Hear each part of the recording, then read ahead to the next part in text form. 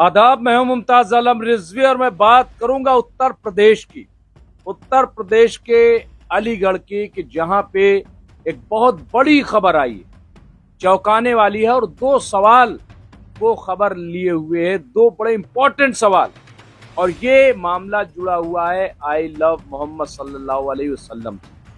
अभी भी इस मामले को तूल दिए जाने की बात, और ये ऐसा मामला है कि जिससे आप जो बरेली है उसका भी मामला सुलझा सकते। मैं ये बात क्यों कह रहा हूं? क्योंकि जो इंकशाफ हुआ है, जो पुलिस ने बताया है, वो हैरान कर देने वाला है, चौंकाने वाला। और दो सवाल, जैसा कि मैंने कहा कि वो बहुत इंपॉर्टेंट है।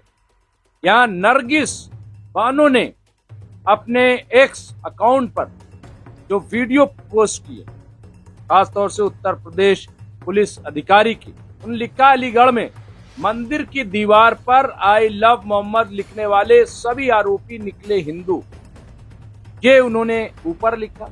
उसके बाद मुस्लिम युवक को फंसाने के लिए मंदिर की दीवार पर आई लव मोहम्मद लिखने वालों के नाम जीशान सिंह, आकाश सारस्वत, दिलीप शर्मा, अभिषेक सारस्वत, ये नाम बताए जा रहे। 4 नौजवानों को इस मामले में गिरफ्तार किया गया है और ये सब हिंदू बताए गए हैं। और इसमें कहा गया है कि इन्होंने ही मंदिर की दीवार पर आई लव मोहम्मद सल्लल्लाहु अलैहि वसल्लम लिखा था, ताकि जो मुस्लिम हैं उनको इसमें किसी तरीके से फंसाया जाए और एक नया बखेड़ा खड़ा कर दिया जाए। मैंने क्यों कहा कि दो सवाल बड़े इंपॉर्टेंट उठे।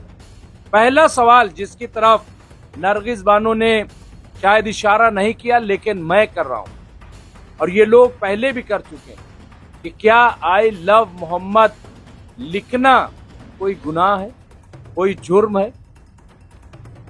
क्या अब कोई कहीं नहीं लिख सकता है? ये पहला सवाल है कि क्या ये कोई गुनाह है कि अगर आपने आई लव मोहम्मद लिख दिया, आई लव महादेव लिख दिया, आई लव श्री राम लिख दिया, या इस तरह से और फिर तमाम हर चीज के नाम लिखे जा रहे हैं। आई लव निजामुद्दीन के बोर्ड लगे हुए, आई लव प्रयागराज के बोर्ड लगे हुए। तो सबसे बड़ा सवाल एक तो ये है कि किस बुनियाद पे, क्यों नौजवानों ने मंदिर पर लिखा, और ये कि लिखेंगे तो बवाल होगा और फिर कुछ मुस्लिम नौजवान इसमें फंसा दिए जाएंगे। तो इसके पीछे कौन है? क्या ये सिर्फ नौजवानों की उपज है? क्या नौजवान ही, ये 4 नौजवान मिल करके कुछ ऐसा कर रहे, या इसके पीछे कोई बड़ी गैंग है जो उत्तर प्रदेश में दंगा कराना चाहती, फसाद कराना चाहती? और ये पहली बार नहीं हुआ। उत्तर प्रदेश की पुलिस ने इससे पहले, मैं कई बार कह चुका हूं, सहारनपुर में इसी तरीके से एक मंदिर में 18 मूर्तियां तोड़ी गई, 5 मंदिरों की, और 4 दिन तक यही खबर चलाई गई तमाम मीडिया में कि मुसलमानों ने मूर्तियां खंडित की, मुसलमानों ने मूर्तियां खंडित की। लेकिन वहां की चौकन्ना पुलिस ने जब लोगों को, मूर्तियां तोड़ने वालों को अरेस्ट किया, तो उसमें से 6 लोग जो पकड़े गए थे वो गैर मुस्लिम, यानी वो मुस्लिम नहीं थे, हिंदू थे। इसी तरीके से और कई जगह के मामलात इस तरह के आए। अब ये जो मामला आया है, तो इसके पीछे है कौन? किसकी साजिश हो सकती है? क्या ये, मैं कह रहा हूं 4, अब ये पुलिस का काम है और मेरे ख्याल से पुलिस इसकी तहकीक जरूर करेगी कि इसके पीछे कौन लोग हैं, क्यों फसाद कराना चाहते हैं यूपी में। जबकि योगी सरकार का दावा है कि उनकी सरकार में किसी तरह का फिरकावाराना फसाद नहीं हुआ, जहां कोशिश की गई उसे दबा दिया गया।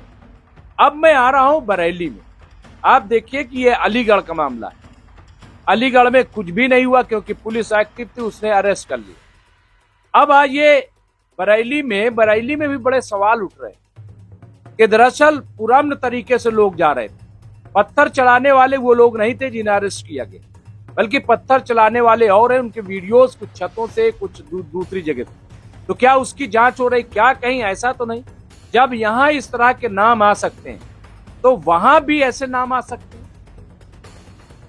तो क्या उनकी जांच नहीं होनी चाहिए? अगर सरकार ईमानदार है और पुलिस जिस तरह से कार्रवाई कर रही, क्योंकि कई बार जो है ऐसी खबरें लोगों ने दी और कहा कि दरअसल उत्तर प्रदेश की पुलिस पर हुकूमत का दबाव है, हुकूमत के हाथ बंधे हुए। तो क्या वाकई ऐसा है? और ये जो काम किया है, जाहिर सी बात है कि अगर हाथ बंधे होते तो क्यों ऐसा होता। लेकिन फिर इसके पीछे है कौन? क्या मकसद है? क्या महज इनका मकसद यह है कि मुसलमान नौजवान फंस जाएं? या इनका मकसद ये था कि दंगा फसाद भड़क जाए? क्योंकि जब मंदिर पर आई लव मोहम्मद लिखा जाएगा तो जाहिर है जैसे लिखा गया, तो जो लोग साजिश करते हैं वही लोग फुटेज आके करेंगे। जनाब ये तो बेदबी कर दी, तौहीन कर दी। और ये तो गज़वे हिंद चला रहे हैं। मंदिर पे भी देखिए आप ये कब्जा करने न जाने क्या क्या स्टोरियां बना देंगे। और उसके बाद जाहिर सी बात है कि फिर हंगामा, आप जानते हैं कि किस तरीके की चीजें जो है फिर हो जाती हैं। तो बरेली में जो कुछ हुआ नमाज जुमा के बाद, क्या उसके पीछे कहीं ऐसा तो नहीं कि कोई बड़ी गैंग लगी हो कि योगी सरकार में दंगा करा दिया जाए, फसाद करा दिया जाए? क्या इसके पीछे क्या? मौलाना तौकीर रज़ा जेल में है, उन्हें मास्टरमाइंड तक घोषित कर दिया गया। हालांकि अभी जांच हो रही है, सब पता लगाया जा रहा है, क्योंकि उन्हें तो पहले अरेस्ट कर लिया गया था। उन्होंने मना भी कर दिया था। फिर प्रोटेस्ट करना, बाहर निकलना, ये गैर डेमोक्रेटिक नहीं है। क्या बीजेपी यहां तक बगैर प्रोटेस्ट किए पहुंची है? क्या जहां जहां कांग्रेस की सरकार है या गैर कांग्रेसी सरकार है वहां बीजेपी प्रोटेस्ट नहीं करती, एहतजाज नहीं करती, जलसे जुलूस नहीं करती? क्या ये आप मान लेंगे इस बात को? पंजाब में क्या बीजेपी बोलती नहीं, चुप रहती है, प्रोटेस्ट नहीं करती? तो ये तमाम हर जगह प्रोटेस्ट हो रहे हैं। लेकिन ये आप देखिए, ये नैरेटिव या ये अगर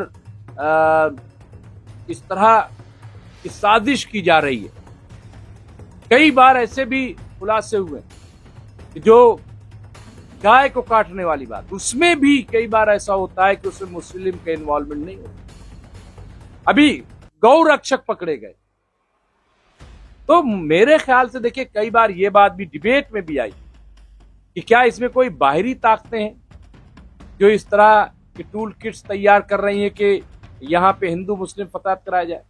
लेकिन फिर जब बीजेपी की तरफ से बयानात आते हैं उल्टे सीधे, तो फिर शक होता है कि नहीं, इसमें बाहरी ताकत नहीं, ये तो यही लोग करवाना चाहते हैं। तो बड़ा अजीब और गरीब मामला है, बड़ी अलग सी तस्वीर है। लेकिन ये बहुत ही डरावना है कि आखिर इनके पीछे कौन है कि जीशान सिंह, आकाश सारस्वत, दिलीप शर्मा, अभिषेक सारस्वत, कौन है इसके पीछे? क्यों मंदिर पे लिखा गया लव मोहम्मद? क्या इसके पीछे मोटिव? मैं समझता हूं कि उत्तर प्रदेश की पुलिस और अलीगढ़ के जो अफसरान इंतजामिया, वो इसकी जरूर जांच करेगी और जांच होनी चाहिए। और मेरे ख्याल से अगर इसकी कड़ी से जांच हो गई तो और कई जगह के मामलात जो इस तरह के हैं वो मेरे ख्याल से वो ओपन हो जाएंगे, खुल जाएंगे। आप देखिए कि जब मौलाना तौकीर रज़ा खान साहब को अरेस्ट किया गया तो उसके बाद से पूरे मुल्क में कहीं नहीं दिखाई दे रहा है लव मोहम्मद, वरना शोर, एक हंगामा, एक जगह जगह पोस्टर, बैनर कहां से आ गई है। मैंने बार बार कहा कि भाई एक ठीक है, आपने प्रोटेस्ट, कानपुर का मामला है, कानपुर के लोगों ने प्रोटेस्ट कर लिया, पुलिस ने बता दिया कि नहीं, आई लव मोहम्मद लिखने पे किसी को कोई एतराज नहीं है, बात खत्म हो गई। बाकी जिन लोगों में मुकदमात है वो आप जाइए अदालत, वहां पे पुलिस प्रोटेस्ट कीजिए, वो अपना एक अलग है। लेकिन पूरे मुल्क में जिस तरह का नैरेटिव सेट, ये इस तरह की चीजें सिवाय नुकसान पहुंचाने कुछ नहीं। लेकिन इसके पीछे कौन लोग हैं ये जरूर पता लगना चाहिए। मैंने अपनी डिबेट में भी कहा, ये अच्छा नहीं है बिला वजह की बातों को बढ़ावा देना, रोक देना उसे, और एक उलझाव पैदा करना, मुसलमानों के खिलाफ एक नफरत का माहौल बनाना, ये ठीक नहीं है। और हमने कई बार ये बात कही है, मैं बार बार इसलिए कह रहा हूं क्योंकि मैं कह चुका हूं कि मुसलमानों को भी खबरदार रहना पड़ेगा, नौजवानों को भी खबरदार रहना पड़ेगा, अपने इर्द गिर्द देखते रहना पड़ेगा कि कहीं आपके इर्द गिर्द कोई साजिश करने वाली ताकत तो नहीं है, उससे आप सावधान रहिए। बहरहाल देखते रहिए एमएमसी न्यूज इंडिया। बहुत बहुत शुक्रिया। हम फिर हाजिर होंगे किसी बड़ी खबर।